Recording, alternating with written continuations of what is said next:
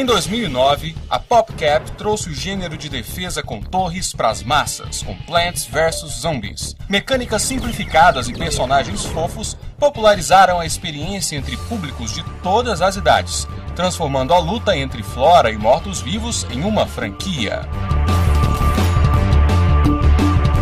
Garden Warfare é um jogo diferente em um gênero diferente, mas que espelha muito daquilo que fez do Plants vs Zombies original um sucesso. O shooter não esconde sua vontade de agradar o público jovem, com uma explosão caótica de cores, mas ao mesmo tempo destila mecânicas inteligentes capazes de agradar até veteranos do gênero. O game já era inusitado no papel, e sua execução mantém esse caráter, mas a engenhosidade da PopCap fica em evidência mais uma vez, pois o estúdio é capaz de transformar uma proposta nada convencional em um produto que se destaca com criatividade em meio aos shooters militares estéreis que ainda em 2014 dominam a indústria.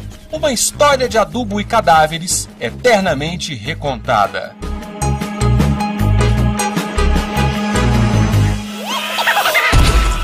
A trama de Plants vs Zombies é tão bizarra quanto autoexplicativa. Em um mundo em que uma enorme invasão zumbi torna-se realidade, a última linha de defesa da humanidade é um exército de plantas de jardim que, sem medo de sacrificarem-se pelo bem maior, enfrentam os mortos-vivos até a última folha.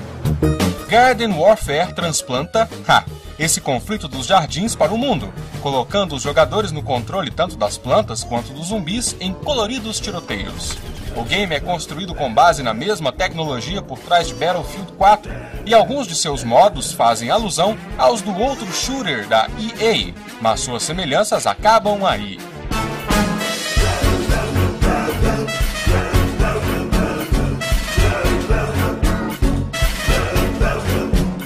Garden Warfare é mais enxuto e variado, e brilha principalmente em aspectos que o jogo militar ignora.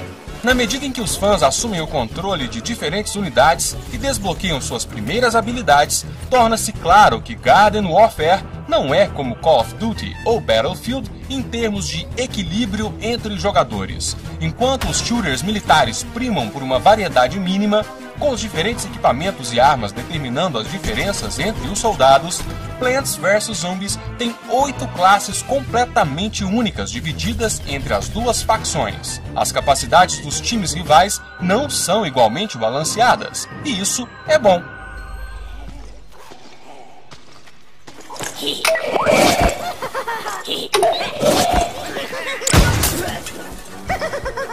Assim como em Team Fortress 2, cada planta ou zumbi selecionável tem um papel bem distinto para cumprir no campo de batalha. A dispara-ervilha, por exemplo, tem mobilidade para mover-se pelo cenário e eliminar inimigos rapidamente.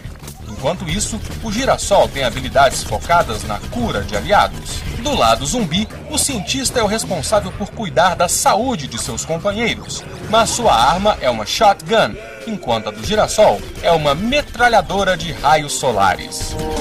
Esse desequilíbrio é a fonte de grande parte da diversão de Garden Warfare. A jogabilidade assimétrica obriga os fãs a estarem em constante estado de atenção, preocupados com oponentes que são ameaçadores de maneiras diferentes.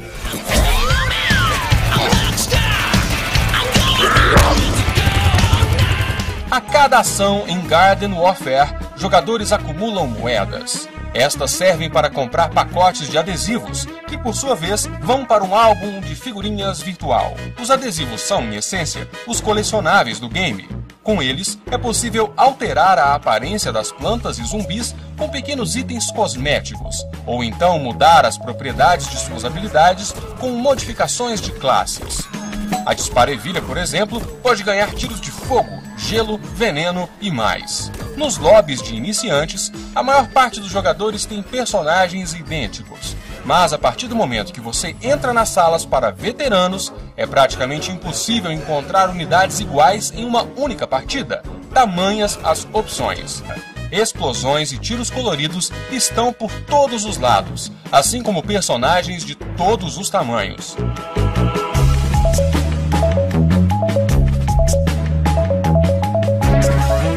jogadores conseguem invocar zumbis controlados pela inteligência artificial do chão, ou então colocar plantas estacionárias em potes espalhados pelo cenário.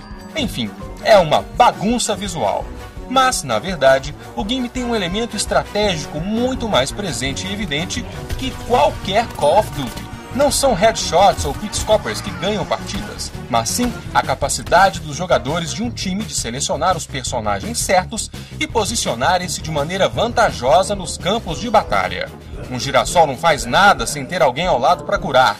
No Xbox One, existe ainda uma opção exclusiva de tela dividida offline, em que 2 jogadores podem aproveitar um modo em um único console.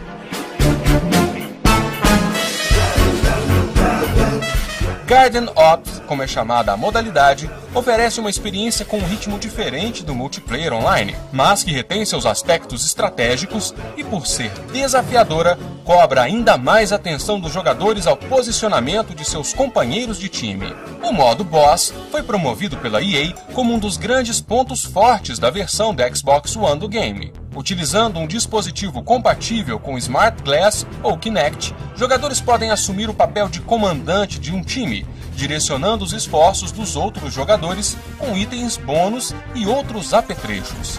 Mas o modo não é divertido. Ficar na cadeira de comandante significa assistir à ação através de um mapa sem muita graça. E apesar de este jogador fazer diferença na partida, fazer parte da batalha é muito mais interessante em todas as oportunidades. Um bônus negativo: controlar as ações desse modo com o Kinect é uma experiência extremamente frustrante, pois os gestos de comando são imprecisos. Já o problema da versão de Xbox 360 é o fato do jogo rodar a 30 quadros por segundo, contra 60 do console mais novo. Isso torna a ação mais lenta, o que é um obstáculo bem grande em um shooter que cobra rápidos reflexos e precisão nos comandos.